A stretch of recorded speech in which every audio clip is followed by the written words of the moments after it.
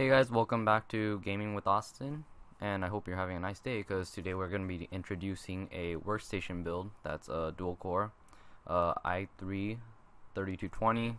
It's an Ivy Bridge CPU, and also another feature of this build is an 840 Pro in the 256 gigabyte flavor.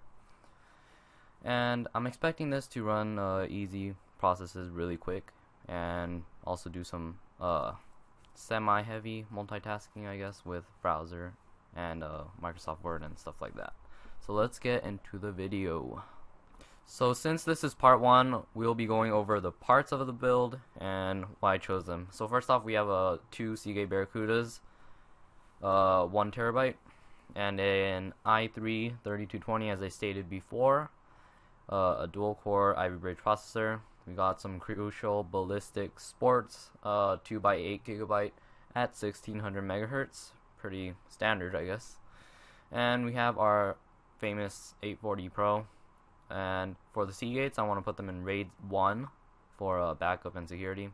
I also have a random wireless adapter because the H77M on the right doesn't have it.